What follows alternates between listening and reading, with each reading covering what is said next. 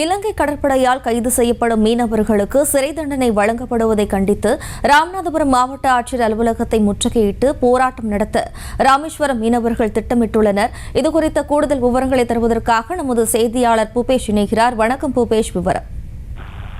நிச்சயமாக, அதாவது ராமநாதபுரம் மாவட்டம் பாம்பன், ராமேஸ்வரம் உள்ளிட்ட தென்னகத்து கடற்கரையிலிருந்து கடலுக்கு மீன்பிடிக்க செல்லக்கூடிய மீனவர்களை தொடர்ச்சியாக இலங்கை கடற்படையானது கைது செய்வதும் அவர்களுடைய உடைமைகளை பறிமுதல் செய்வதும் வாடிக்கையாக இருந்து வரக்கூடிய சூழலில் அது தொடர்பாக பல்வேறு போராட்டங்களும் பல்வேறு கட்சிகள் மற்றும் மீனவர் சங்க அமைப்பு சார்பில் தொடர்ச்சியாக முன்னெடுத்து வரப்படுகிறது. இந்த சூழலில் ஏற்கனவே கைது செய்யப்பட்ட 20 மீனவர்களை விடுவித்தது மட்டுமின்றி 2 முறை கைது செய்யப்பட்ட 2 மீனவர்களையும் அவர்களுடைய படகுகளை இலங்கை அரசானது தொடர்ந்து சிறைப்படுத்தி இருக்கக்கூடிய சூழலில் அவர்கள் அந்த 2 மீனவர்களுக்கும் 6 மாதம் சிறை தண்டனையும் விதித்திருக்கிறது.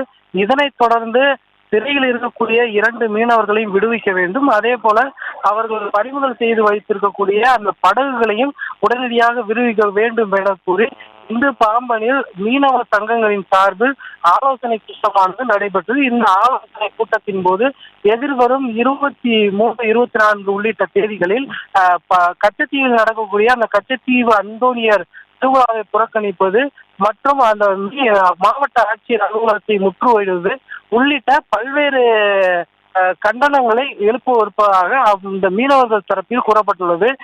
தொடர்ச்சியாக போராட்டங்கள் முன்னெடுப்பது மட்டுமின்றி நாளை துவங்கி கருப்பு கொடி ஏற்றியவாறு தொடர்ச்சியாக வேலை நிறுத்த போராட்டத்திலும் ஈடுபட இருப்பதாகவும் மீனவர்கள் தரப்பில் கூறப்படுகிறது.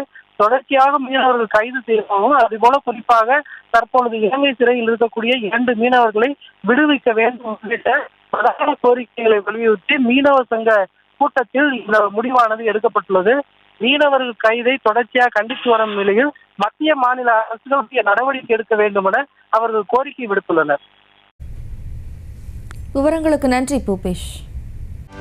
செய்திகளை உடனுக்குடனும் துல்லியமாகவும் தெரிந்து கொள்ள சப்ஸ்கிரைப் பண்ணுங்க.